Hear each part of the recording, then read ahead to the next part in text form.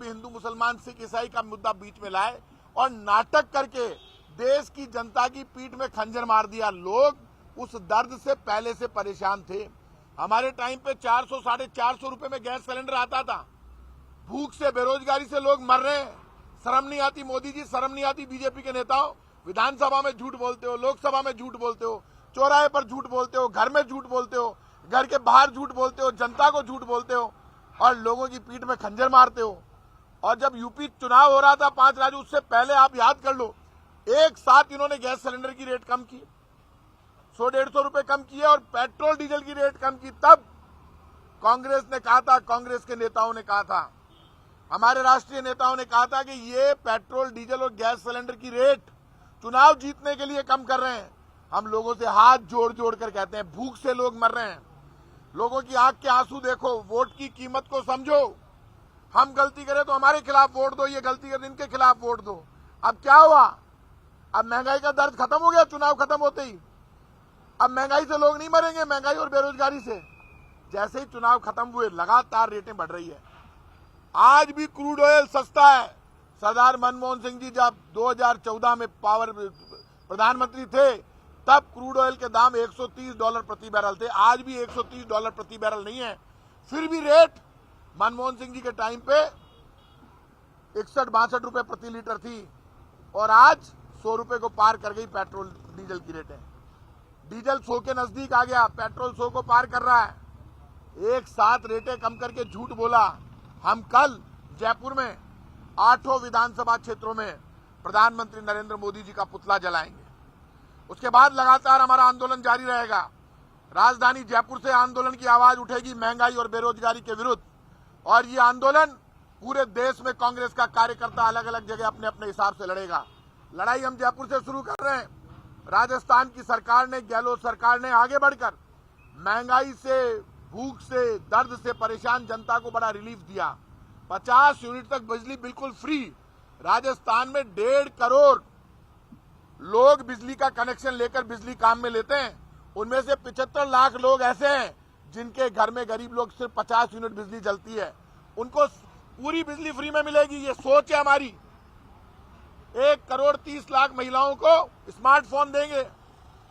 राजस्थान में बच्ची से लेकर महिला तक 1.5 करोड़ महिलाओं को फ्री ऑफ कॉस्ट महामारी के दौरान पैड फ्री में मिलेगा। 10 लाख तक प्राइवेट अस्पतालों में इलाज फ्री होगा।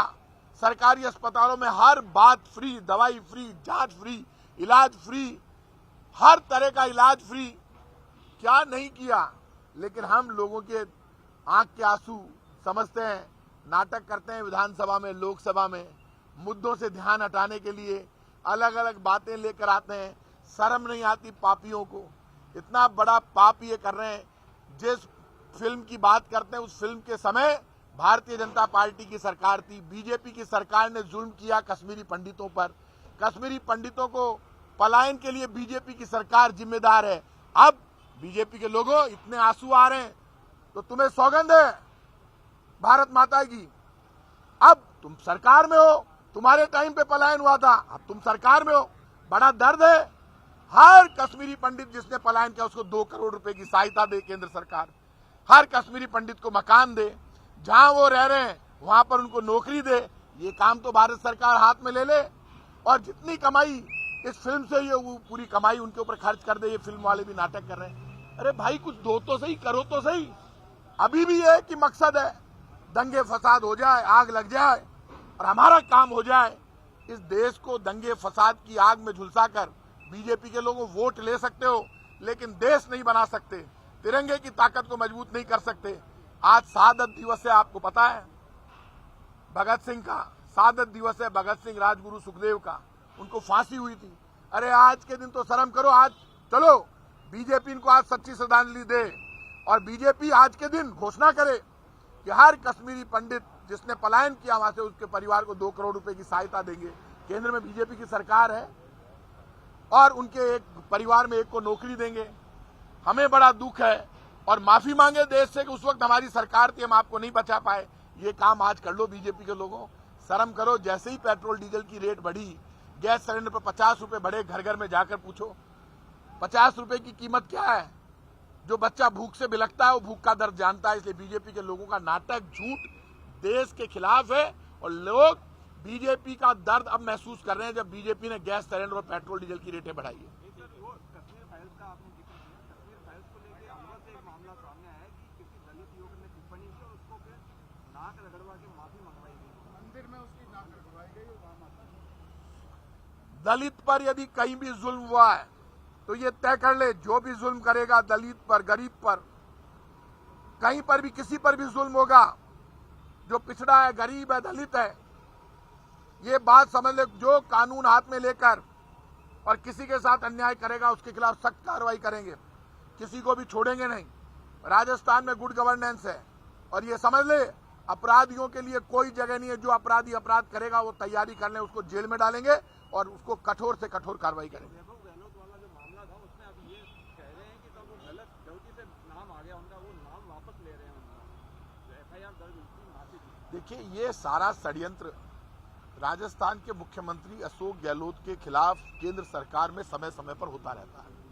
आप इस बात को अच्छी तरह से जानते हैं कि इस वक्त देश में राजस्थान की सरकार और राजस्थान के मुख्यमंत्री के खिलाफ प्रधानमंत्री नरेंद्र मोदी जी और अमित शाह जी बड़ा षड्यंत्र कर रहे हैं। दिल्ली में बैठकर ये प्लानिंग कर रहे हैं कि मुख्यमंत्री जो जिस ढंग से काम कर रहे हैं और जिस तरह से उन्होंने कर्मचारियों को के पक्ष में फैसला किया और ओल्ड स्कीम लागू की, उसके बाद गहलोत साहब पूरे टारगेट पर है पूरे देश में, क्योंकि हर जगह से आवाज उठने लगी है कि देश के कर्मचारियों को पुरानी स्कीम लागू करो। जब राजस्थान के मुख्यमंत्री ने लागू कर दी तो आप भी लागू करो। इस बात को लेकर केंद्र सरकार के बड़े नेता डरे हुए हैं, घबराए हुए हैं। ऐसे में अब वो मुख्यमंत्री के खिलाफ बड़ा षड्यंत्र कर रहे हैं, पहले भी कर चुके हैं। लेकिन राजस्थान की जनता इस वक्त ऐसे षड्यंत्र का जवाब देने के लिए मुख्यमंत्री के साथ खड़ी है, कांग्रेस के साथ खड़ी है, क्योंकि हमारा हर काम, हमारा खून पसीना हम जनता के लिए बाहर है। कोई भी षड्यंत्र वो कर ले तो अब वो मुख्यमंत्री की जगह नहीं तो मुख्यमंत्री के परिवार को घूम फिरा के और झूठे मामले लाकर ऐसी कहानियां गढ़ना चाहते हैं जो चलेगी नहीं। किसी तरह से उन्होंने उनके पुत्र के ऊपर हमला किया है कि साहब इस तरह से इसगासा करा दो, अखबारबाजी करा दो, लोगों में इनकी छवि को डाउन करने की कोशिश है।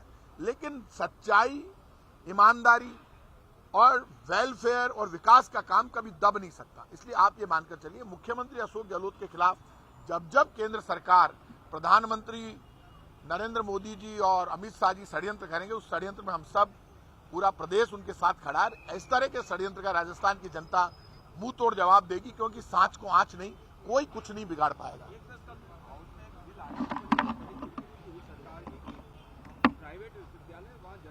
देखिए, राजस्थान में एक बड़ी दिक्कत हो गई है कि कुछ अधिकारियों को ये गलतफहमी हो गई है कि वो बिना तैयारी के जिस तरह से विधानसभा को मिसलीड कर रहे हैं, और उसमें मंत्रियों की गलती इसलिए नहीं कि मंत्री के पास इतना समय नहीं, जवाब मंत्री को देना पड़ता है। कल जो स्थिति बनी विश्वविद्यालय को लेकर, ऐसे में कौन अधिकारी है जिन्होंने ये सब किया है, उनका चिन्हित करके उनके खिलाफ कार्रवाई करेंगे। कोई भी अधिकारी ये नहीं समझे कि वो मनमानी कर लेगा, भ्रष्टाचार कर लेगा, गड़बड़ कर लेगा, बच जाएगा, छोड़ेंगे नहीं।